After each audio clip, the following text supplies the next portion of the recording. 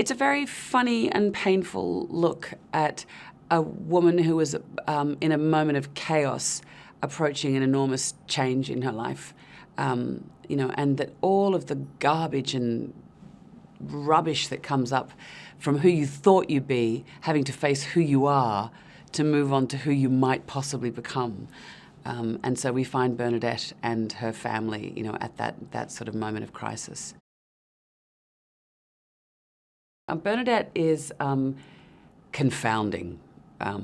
She's, you know, fiercely intelligent, hypercritical of the world around her. She's bewildered by Seattle, but I think even more bewildered by who she's become. And she's as critical and as savage on herself as she is on the world around her. Bernadette is somebody who has no friendships, no social life, and so all of her, Bee laughs at all of her jokes.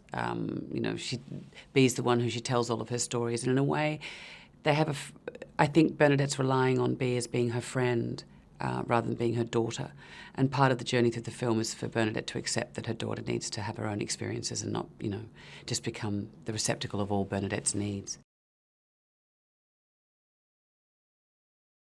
Bernadette and Bee have such a close relationship that, in a way, LG, as the father, has sort of just slowly been edged out of the picture.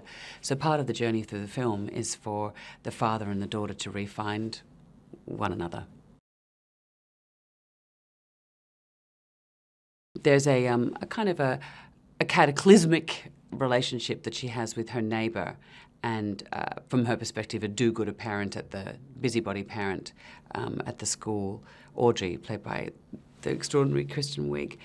And, you know, often the person that you have the most antagonistic relationship, you have a lot in common with. And I think that's a bit of a revelation for both of them. I think it's the moments in the film where you see Bernadette being, in a way, most herself. She can more freely talk about her fears and anxieties to a virtual assistant than she can to her husband of 20 years. And she has no friends, so there's not even any opportunity to divest herself of those anxieties and the anxiety of going to Antarctica and all of the stuff that she needs, and her rage at the neighbour and her rage at the parents at the school and you know, her fear at disappointing her daughter. It's all directed to Manjula. It's not just, please go and pick up my laundry. It's, can you please take over the entire organisation of this trip to Antarctica, and, you know, I'm losing my mind at the same time. So it's a very, very strange relationship. 悩み多き主婦バーナデット、建築家の夢を捨て家族に全てを捧げて生きてきたけど Honey, are you getting enough sleep? Sleep? What's that? 夫、娘、ママ友にいつも振り回されて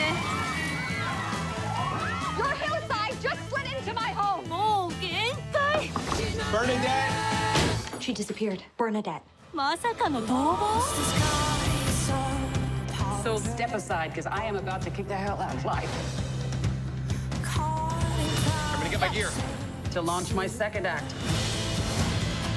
I have this one shot.